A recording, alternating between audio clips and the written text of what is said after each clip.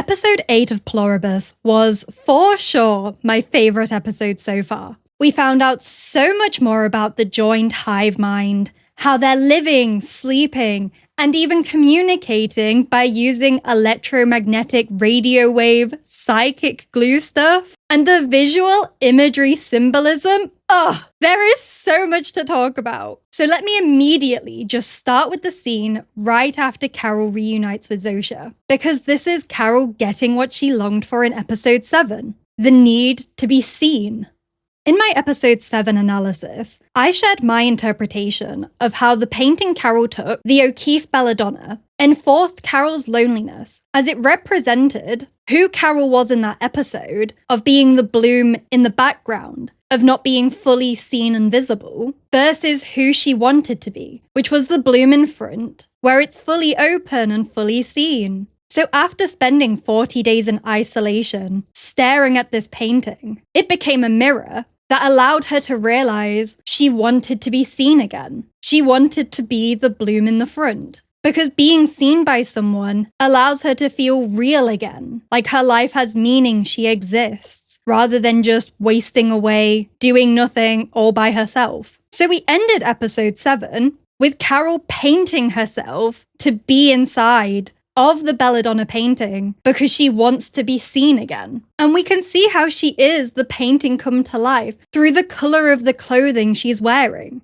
She's wearing a white top with blue jeans and then white shoes. And the white, blue, white is the exact structure order of the colours of the front bloom in the painting. And now, in episode 8, we get to see the joined fulfill her desire to be seen again. They play her childhood card game with her, move back into the city, and they even all sleep together. It is the full charm offensive of charming her with comfort, nostalgia, and intimacy. But the problem is, Carol painted herself into their world. So the way that they're seeing her is different to what she was actually longing for. For example, we see this shot during the card game scene with Zosia, where we get to see the belladonna hanging on the wall right next to Carol and Zosia at the table. And I think this is a direct visual composition parallel, where even though they've come back to see her, to make her feel real again, she's still not the forward-facing bloom of being fully seen, like how she imagined she would be. Instead, she's still the bloom in the background of not being fully seen. And notice how the wall and the archway are framed around Carol as well. So it's like, yes, she's now being seen, but it's through their lens, the other's lens, the frame that they offer, which is why she remains the background flower. Because the joined aren't really fully human beings anymore, so they can't see her in the way that she's been wanting to be seen. And we see these types of Carol being the art, but in their frame, repeatedly throughout the episode. When she's at the event center, it looks like she's inside a frame. When they're at the spa, another frame. Playing croquet, yet another frame. Even the wide-angle shot of croquet, another frame. At the diner, framing. When she's waiting on the stairs for Zosia to finish reading her new chapter,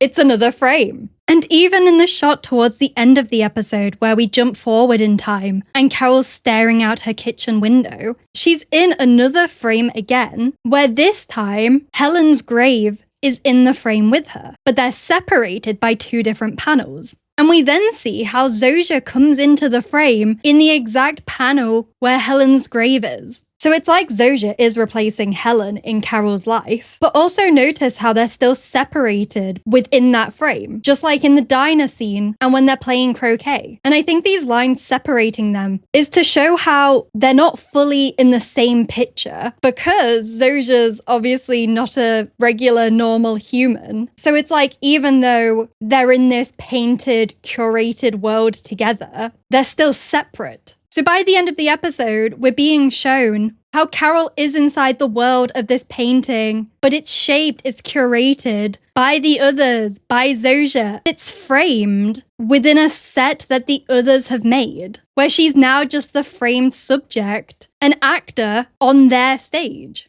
But remember, this isn't just any random plant in the painting either. It's Atropa belladonna, which represents Atropos, the fate who cuts the thread of life, and the beautiful woman who will lure you in. So the world that Carol has now stepped into consists of a beautiful woman who can end your life because fate says that your time is up. And later on in the episode, we see Zosia become the belladonna painting made human. When Zosia initiates intimacy with Carol, and that's also a key detail as well, the charm offensive in action, her outfit follows the same colour order of the belladonna painting, like what Carol's did at the beginning of the episode, of it being white, blue, white. And I think that's so important that she's wearing that exact colour outfit when she initiates the intimacy, because it is showing us the belladonna in action. And of course, Carol is aware of their manipulation tactics, but I think Carol thinks that she's smart enough to use them like a pharmakon, where they can be both poisonous but also have healing properties, which is what I think this whole episode is about, of Carol microdosing the poisonous belladonna hive mind. As Carol indulges in the belladonna, we see the pharmakon in action, of how she's using it as a medicine because the intimacy, the contact, attention that she needs is being given to her, which allows her to feel motivated and energized to continue figuring all of this out and finding a cure. But it still doesn't feel like being with a real individual person because she's not, right? But that's the poison side, where it's still so dangerous to be indulging in this fake curated world of pretend normacy, because she knows that the other's goal is to assimilate everyone, is to find a cure for the immunes so that the immunes can join them, because obviously this is the best thing ever. And because Carol knows this, she's constantly trying to microdose the belladonna. We see how after she returns from spending the night with them, she writes on her whiteboard, "They eat people," because she's trying to counteract their alluring nature with objective reality. And of course, we see this again throughout the episode, where she calls the joined unsustainable. It's a mental illness. This is psychosis. And how she has to put the world right, even if it means they will leave her again. So in Carol's head, I imagine she's thinking, I will just take small, controlled sips of this. Just enough to keep me going, but not enough to lose myself. But the problem isn't just the poisonous, deadly side of the belladonna. It's also where she's taking these doses. Because we're now inside of a world they've curated for her, built out of others' memories of what Carol enjoys and what brings her happiness. After seeing how the joined have practiced playing pretend with Kumba in Las Vegas, we now get to see them apply everything they've learned about looking after the immunes. Like, what kind of emotional, mental, and physical needs do they have that need fulfilling? And what can the joined do to ensure those needs are fulfilled in order to keep them happy until they can cure them? So they probably just see the immunes, like the dog, Bear Jordan, how these are just living beings that they need to care for because they have attachments to humanity. But of course, it's a bit different with the immunes because they're still trying to cure them, so they probably just see it as a short-term caring responsibility because they'll be part of us soon enough. So we get to see how they decide to placate Carol. They give her a massage, they go on hikes together, they're playing croquet, and they even take her to the diner where her Wycaro books first began. And the diner is such a Truman Show moment. How at first, Carol is reminiscing about this place, this time in her past, being so full of happiness and nostalgia because it's where her creativity of writing the Wycaro books began. But then the cracks appear. She remembers how this diner burned down, which means the joined decided to rebuild the whole thing, bring in a bunch of human bodies to play the roles. We have the sound effects in the background of sirens and the radio, people talking. They're exchanging money. The whole thing is such a curated stage play. It's crazy. And this is the whole problem, right? Is yes, Carol has now stepped into their world, into the painting so that she can be seen. But it's the others who are deciding how to frame her. And every frame is just another stage. In my video for episode 7, I spoke about how the belladonna plant, the deadly nightshade, also shows up in Greek mythology. There's the Circe vibes where you drink it, you live, but you're transformed. And the Dionysus vibes of it being the intoxicant for group ecstasy and losing yourself to be part of a bigger we. And now, in episode 8, the show leans even harder into the Dionysus symbolism parallels, because Dionysus is also the god of theatre and masks, the one who blurs the line between the self and the role. This is where the I versus we problem comes to the forefront. The joined naturally speak as we because they are the collective consciousness of humanity. They are the chorus voice, the we in unison. But I think for Carol, every time she hears the we, it's pulling her outside of the fantasy that she needs to live in order to get the benefits from it, of staying motivated, energized to find a cure. So this is why she forces Zosia to wear an I mask. Because it is just a mask, right? Like, don't be fooled. Just because she's saying I, this is not the real Zosia pre-joining Zosia who is speaking here. This is the joined speaking through a mask that they've been told to wear. And in ancient Greek theatre, actors would wear a prosopon, which was the Greek word meaning face or mask. So actors would wear actual physical masks on stage to indicate their character's emotional state to the audience. And this is where the word person and also persona comes from, with persona representing this exact same original meaning of wearing a mask to fulfill a role. So all the Dionysus parallels now look like this, of the belladonna representing how you indulge in this substance, where you experience altered states of reality, and how we're in a theatre setting, we're in a play, we're wearing masks, we're all fulfilling the role we've been designated to portray. But from Carol's point of view, she's actually seeing all of this as her taking the belladonna substance in measured portions, where she's still in control, despite recognizing we're in a stage play, because she's seeing herself as the playwright, the one who's telling the actors what pronouns to use, how to speak to her, what she needs in this setting. And her thinking that she's in charge of writing this story makes complete sense. Because of course, Carol is an author. This is the role she naturally lives in. Which brings me on to the fact that Carol is also writing her new Wycaro book as well. Initially, I was a bit surprised to see that Carol actually decided to write her new book, instead of it just being a cover story for The Joined. But I realized this is just a part of her wanting to be seen again. Like with Zosia, she gets the intimate, private, romantic partner type of being seen. But she was still missing being seen by a wider audience, which is obviously something she was used to because of how successful she was as an author. So when the others say to her, does this mean what we think it means? That you're writing Wycaro again? And how they seem to show genuine excitement at having something new to read, since this would be a novelty for them, because there is nothing new, unpredictable, there's no surprises, there's no new art being created for them to enjoy. So I actually think they're being pretty genuine with their excitement for being able to read her book. And I think that excitement from them is what gives Carol this other part of being seen and recognized and appreciated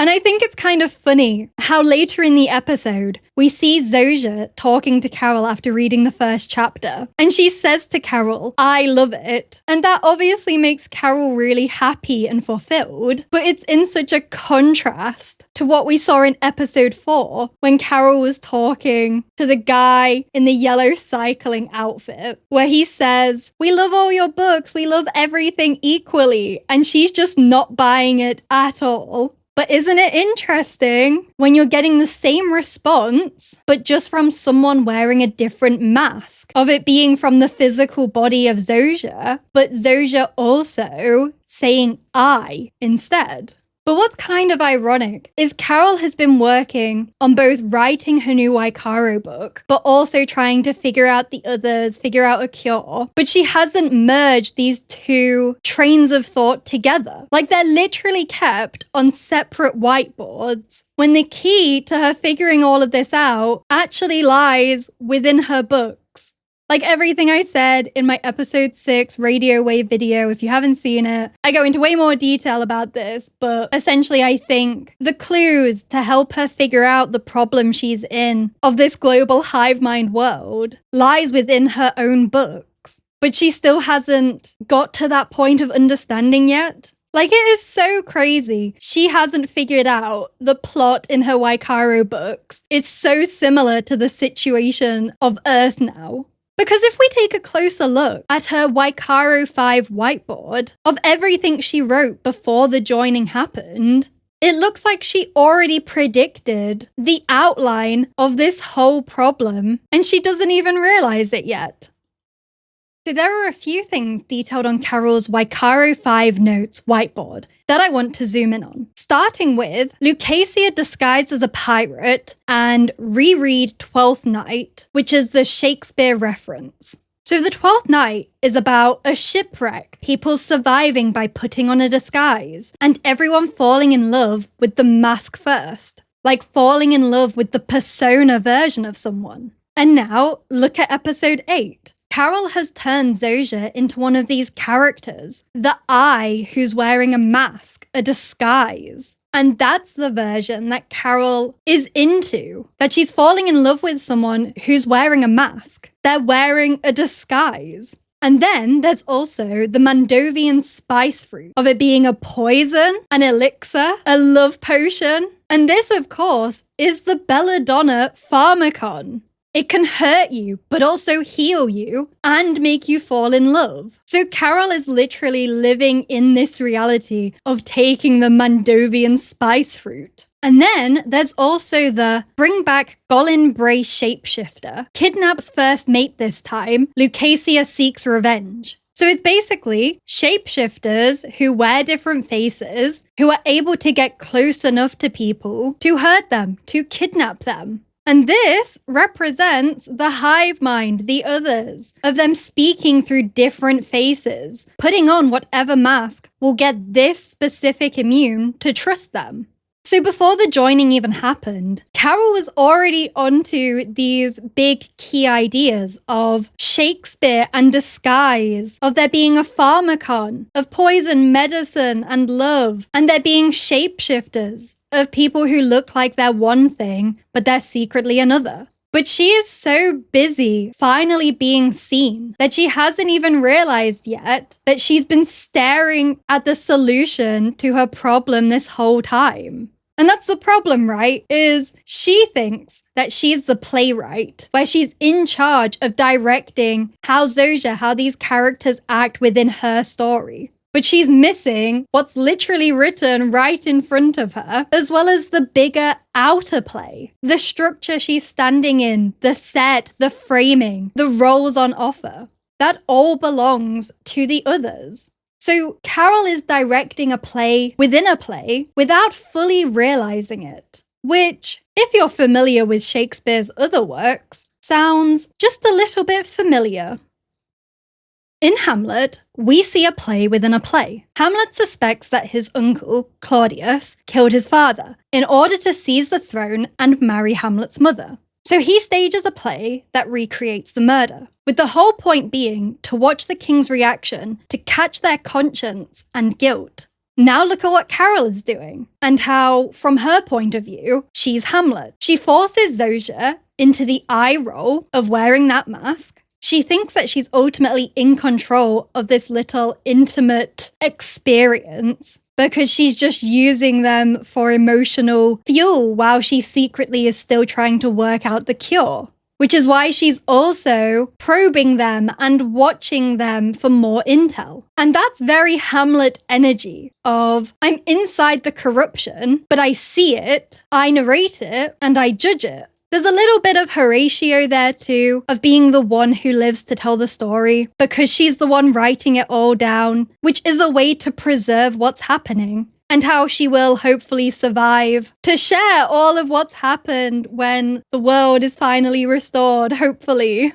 But from the Hive's perspective, the casting is completely different. They're the ones who ultimately control their return because they don't have to return to her, but they choose to. They design the sets, like the rebuilt diner and that whole stage play. They already initially picked out Zosia's body to be the mouthpiece for them, for Carol, because they picked someone who they thought would be pleasing and pleasant for Carol. So if we line up what the roles actually are, the joined, the Hive, are the real playwright and director, the Shakespeare here. Zosia is the lead actor, swapping what masks are going to be worn, of the eye and the lover, the carer.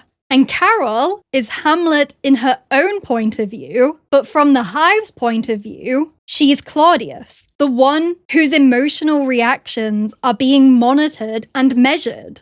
And the key thing in Hamlet about this play within a play is that he calls it the Mousetrap. So Carol is Claudius, the mouse in their trap. And I think this is also what the others' framing of Carol is showing us. How she's in their frame, but their frame is functioning as a mousetrap. Because, right, their whole goal is to turn her into one of them anyway. So they're just placating her until they eventually are able to do that. Like they're offering her little bits of cheese just until the trap closes down on her. And now I'm wondering, what if this is the reason why the main color of Pluribus is yellow? Because it's all about being enticed by the cheese, but you're actually in a mousetrap. And this also reminds me of Dionysus's line in episode 7, when he's practicing English, and he says, the girl must save the mouse from the trap. So of course, the mouse is Carol, the trap is this perfectly curated play world that the joined have made for Carol. And I think the girl could represent Dionysus of finally arriving and pulling Carol out of this fake reality so they can work together to cure humanity. But it could also represent a part of Carol herself, of saving herself from the trap. But this isn't a trap that can remain open forever. There's a clock ticking down on all of this, and Carol needs to get out while she still can. Carol already knows that they're trying to change me. She knows they want her cured so that she can join them. But right now, she thinks that they need her consent to use her stem cells. But we have entered classic lawyer territory. Carol was not as precise as she needed to be with her words. So the others said back to her in episode 6, "We hear you, Carol. You do not consent. No stem cells will be collected from your body. Your wishes will be respected." Them saying from your body is obviously them just mirroring the same language she used, but this wording obviously allows them to collect stem cells that aren't from her body. And where might they get those? Well, in episode 3, when Carol and Helen were at the ice hotel, Carol makes a remark about how she could have just had her eggs frozen here and saved 100 grand. So that could obviously be how they are able to access stem cells without touching her body. Although I am aware that in real life, that can't be done, that you can't just get stem cells out of eggs. I'm pretty sure the show is just doing some loose sci-fi logic. And I know this was already a popular theory that people had about the joined using Carol's eggs to collect stem cells to then turn her. And now I am on board with this. I do think this is what's going to be the big reveal in the finale. mainly because of the specific language that's been used, as well as all the egg references. So of course, in episode 3, that's where we find out about Carol's eggs being frozen. And now, in episode 8, when they go to the event center, there's this poster on the wall, and I am saying this is egg imagery. These round things, they could be eggs. There is a Greg. What is in Greg? Egg. And there's also the omelette scene at the end of the episode where Carol's asking Zosia if she likes omelettes and how they're preparing eggs and milk together. And in episode 6, where she finds out that the others need her stem cells to turn her, she's eating scrambled eggs with kumba. And then in episode 5, when Carol finds the frozen human remains that are being used for alternative purposes, I think this is showing us how the others will use frozen humanity in ways you couldn't even expect, which is why I think it's linked to them using Carol's frozen eggs to turn her. So I suspect that this whole using Carol's frozen eggs for her stem cells to make her become a part of the joined will be the big reveal in the finale. But hopefully, it's the thing that finally shocks Carol to run out of the mousetrap that she's currently in before it closes down on her. But anyway, those are just my thoughts and theories after watching episode 8 of Pluribus. But what do you think? What are your predictions for the season finale? Do you think the big reveal will be the others using Carol's frozen eggs to turn her into them? And how do you think the long-awaited meeting between Dionysus and Carol will go? Let me know your thoughts and theories in the comments. And if you enjoyed this video, maybe give it a like, as we forever have to appease our almighty YouTube algorithm overlord. And make sure you subscribe if you're not already, so you can see more of my Pluribus deep dive analysis symbolism as we head into the season finale. Thank you so much for watching, and I will see you in the next one. Goodbye! He'll use me as an alternative source of food. Ew, gross. It's all real. Nothing here is fake. Nothing you see on this show is fake. It's merely controlled.